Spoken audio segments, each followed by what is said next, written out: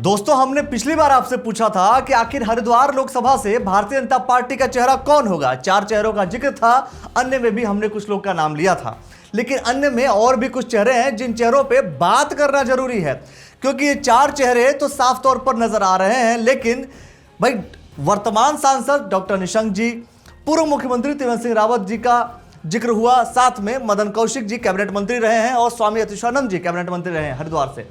तो अब हरिद्वार लोकसभा से इन 4 चेहरों के अलावा और कौन सा चेहरा है जो लोकसभा की तैयारी में लग गया है, मजबूत दावेदारी के रूप में खड़ा हो गया है?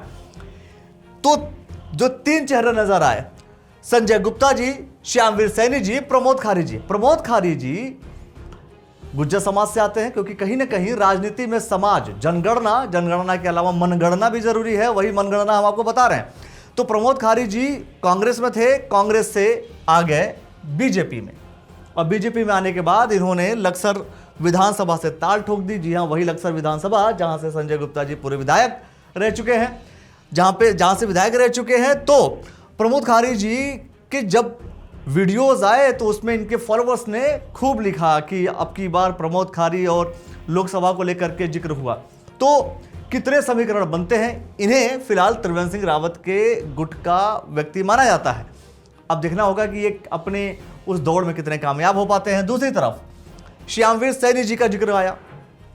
श्यामवीर सैनी जी, चूंकि ये भी लक्सर विधानसभा से एक बार टिकट की दावेदारी कर रहे थे कि हम लक्सर विधानसभा से विधायक की दावेदारी थी, लेकिन 2024 का चुनाव आया तो हमने बोर्ड देखे। बोर्ड 2024 मिशन को लेकर के है, लोकसभा हरिद्वार, आपका अपना श्यामवीर सैनी। तो अब सोच करके देखो, तीसरी बार मोदी सरकार, कहो दिल से मोदी फिर से, यानी कि साफ तौर पर श्यामवीर सैनी जी का भी जिक्र आया कि वो मजबूती से टिकट मांगेंगे। लेकिन मैं फिर से कह रहा हूं कि कहीं ना कहीं जातीय जो जनगणना होती है, जातीय समीकरण होते हैं, यह भी राजनीति में बहुत ही महत्वपूर्ण होते हैं। तो श्यामवीर सैनी जी टिकट तो मांग रहे हैं। इसके पहले अगर देखा, अभी कल्पना सैनी जी, डॉक्टर कल्पना सैनी जी ऑलरेडी राज्यसभा सांसद हैं, और मुनीष सैनी जी को उत्तर प्रदेश का प्रदेश प्रभारी बनाया गया। तो इस परिप्रेक्ष्य में क्या श्यामवीर सैनी जी उतनी मजबूती से दावेदारी कर पा रहे हैं या नहीं कर पा रहे, यह भी अपने आप में सोचने विषय। लेकिन एक और अगला सवाल, अब आते हैं हम संजय गुप्ता के ऊपर। संजय गुप्ता जी, चूंकि 2 गुट आप समझते हैं, ये देखिए, संजय गुप्ता जी जो हमारे राज्य के मुख्यमंत्री हैं पुष्कर सिंह धामी जी के बहुत ही करीबी माने जाते हैं। संजय गुप्ता जी, स्वामी अतुशानंद जी, अब दोनों ही करीबी हैं, दोनों अपने अपनी विधानसभाओं से चुनाव हार भी गए। लेकिन यह माना जाता है कि हरिद्वार जिले में चलती है इन 2 लोगों की, और दोनों लोग टिकट के रेस में आ गए। और टिकट के रेस में आने के पीछे के कारण को जब हमने टटोला तो हमने देखा कि देखिए, ये बोर्ड्स दिखे हमें, जो कि लक्सर में दिखा हमें बोर्ड, हमें दिखा ऋषिकेश में। जब हमने ये बोर्ड देखा तो हमने सोचा कि आखिर कारण क्या है। कारण क्या है कि ऋषिकेश में बोर्ड लग रहे हैं। भाई, नॉर्मली क्या होता है कि कोई भी जो समर्थक होता है वो वर्तमान विधायक या वर्तमान सांसद का चेहरा लगाता है, लेकिन यहाँ पे संजय गुप्ता जी का फोटो बड़ा बैनर लगा, तो फिर सवाल खड़ा हो गया। इसके साथ में हमने देखा कि डोईवाला में कुछ कार्यक्रम हुए, डोईवाला में कार्यक्रम के पश्चात हमने कुछ ज्वालापुर में कुछ कार्यक्रम देखे। फिर हमने टटोलना शुरू किया इनका फेसबुक पेज, क्योंकि आजकल की राजनीति तो आपको पता अच्छे से कि बिना फेसबुक पेज के चलती नहीं है, और सोशल मीडिया पे आधिपत्य स्थापित करने वाला व्यक्ति भी कहीं ना कहीं मोदी जी और साथ में भारतीय जनता पार्टी के लिस्ट में, पैनल में आने लगता है, क्योंकि उनका भी अपना एक पैनल है जो सोशल मीडिया की टीम खंगाल रही होती है। तो हमने भी खंगाला, हम भी अलग अलग जो अन्य दावेदार हैं उन दावेदारों पे हमने देखना शुरू किया, हमने चर्चा करना शुरू की। 2 दावेदारों का जिक्र किया, तीसरा दावेदार इसलिए कहीं ना कहीं मानी जा रही थी कि भाई स्थानीय किसी व्यक्ति को टिकट दिया जाए, स्थानीय नेता को ही टिकट दिया जाए। तो इसे लेकर के भी बातें स्पष्ट तौर पर नजर आई। चूंकि रुड़की में जब प्रतिष्ठान खुल रहे हैं तो उसमें गेस्ट के तौर पर संजय गुप्ता जी आए। तो ये सारे जो इंडिकेशंस हैं वो कहीं ना कहीं इंडिकेशंस हरिद्वार लोकसभा को लेकर के हैं। लेकिन एक और इंडिकेशंस हैं, जब हम लक्सर के ही विधायक, वर्तमान विधायक मोहम्मद शहजाद जी से बात कर रहे थे तो उन्होंने यह बात कही। उन्होंने कही कि स्थानीय को टिकट होना चाहिए, लोकसभा से स्थानीय को ही टिकट हो, और स्थानीय में संजय गुप्ता जी का भी उन्होंने जिक्र जोर शोर से किया। लड़ ले। श्यामवीर सैनी भी संजय गुप्ता टिकट मांग रहा, लड़ ले। अच्छा, तो वो चलेगा, हरिद्वार का तो है, सहमत हैं आप? वो हरिद्वार में पैदा हरिद्वार का हुआ। श्यामवीर सैनी भी संजय गुप्ता टिकट मांग रहा, लड़ ले।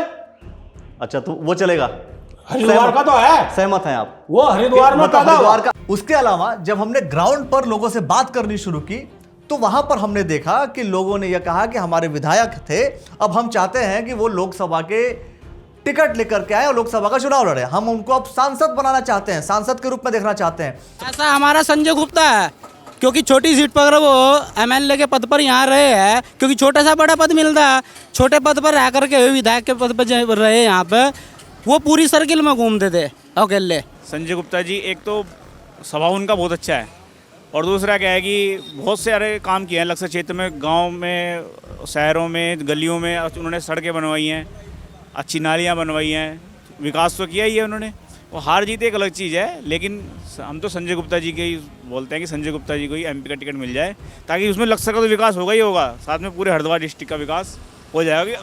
और संजय गुप्ता भी चलेंगे? हाँ चलेंगे, वो भी चलेंगे, दोनों काम करवाने वाला ये आदमी, दोनों चलेंगे। एक तरफ अगर आपने एक जिक्र सुना होगा कि संत समाज ने यह कहा कि टिकट संत समाज को हो, टिकट संत समाज को होना चाहिए। डॉक्टर निशंक के खिलाफ स्वामी प्रबोधानंद गिरी जी ने बहुत सारी बातें कह दी थी और संतों को लेकर के कार्यक्रम करने का काम संजय गुप्ता जी ने किया। ये इंडिकेशंस क्या है, वो इंडिकेशंस को भी आप समझने की कोशिश कीजिए, क्योंकि राजनीतिक तौर तरीकों को समझना पड़ता है और मेरा ये मानना है कि वो जो तौर तरीके हैं, जो चीज़ें हैं, वो हम आप तक स्पष्ट तौर पर समझा दें और आप तक लेकर के चले आएँ। तो ये सारे फोटोग्राफ्स हमने टटोलने शुरू किए, कर्म को लेकर के, धर्म को लेकर के। स्वामी जो भी भाई धर्म को में विश्वास रखता है, संत समाज है, उनके बड़े ही करीबी के फॉर्म में नजर आए। और स्कूलों में किताबों का वितरण, तो इन सब वितरण के पीछे की कहानी क्या है, वास्तविकता क्या है, तो इसकी वास्तविकता कहीं ना कहीं आपको अगर आप ढूंढने की कोशिश करेंगे तो साफ तौर पर लोग ये कह रहे हैं कि भाई संजय गुप्ता जी अब मजबूत दावेदार के रूप में आ गए हैं। 4 दावेदारों का जिक्र हमने आपको पहले कह दिया था, वर्तमान सांसद तो हैं ही, उनके अलावा 3 दावेदार का जिक्र किया था, सतपाल महाराज का भी मैंने जिक्र किया था। और मैंने अब आज जो ये एंगल है वो समझने वाली है कि संजय गुप्ता जी कितने मजबूत दावेदार साबित हो सकते हैं। क्या जातीय समीकरण भी इनके पक्ष में जाएगा? क्या संख्या बल, चूंकि संख्या बल के आधार पर भी राजनीति आधारित होती है, वो संख्या बल कितना है, किस आधार पर संजय गुप्ता जी जीत सकते हैं, इसे लेकर के भी जो वैश्य समाज को लेकर के बात होती है उनसे भी हम चर्चा जरूर करेंगे।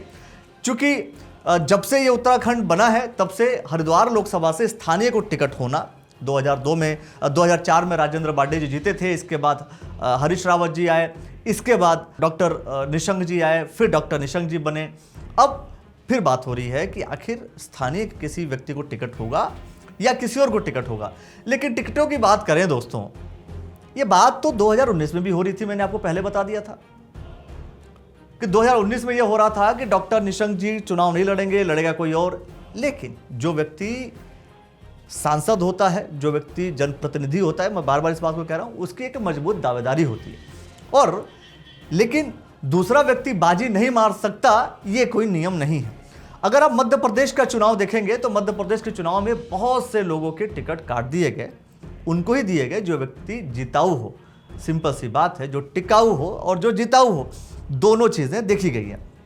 तो संबंध की बात की हमने, भाई पुष्कर सिंह धामी जी से अच्छा संबंध, प्रशासन में अच्छी पकड़, और उसके साथ अगला जो फैक्टर है वो है जातीय समीकरण के आधार पर कि क्या किसी बनिए को टिकट हो सकता है, और अगर किसी जातीय समीकरण के आधार पर देखा जाए तो इनको कितना लाभ हो सकता है, कितना लाभ ये ले सकते हैं। और ये माना जाता है कि संजय गुप्ता जी संघ में जो ऊपर वाले लॉबी होती है उसमें भी अच्छी पकड़ रखते हैं। तो आखिर क्या संजय गुप्ता जी को टिकट होने की संभावनाएं हैं, और संभावनाएं हैं तो वो कितनी हैं, वो भी आप खुल करके अपने कमेंट सेक्शन में अपने प्रतिक्रिया दीजिए और हमें यह बताइए कि क्या संजय गुप्ता जी अगर लोकसभा का टिकट लेकर आते हैं तो क्या वो जीत पाएंगे। सवाल दूसरा ये भी।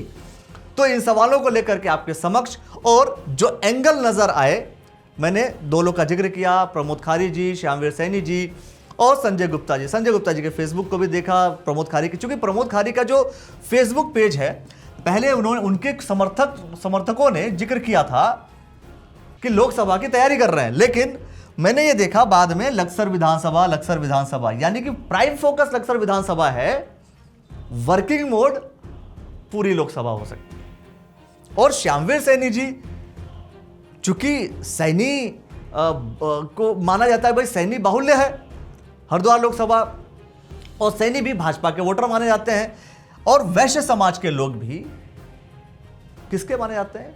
बीजेपी के वोटर्स माने जाते हैं।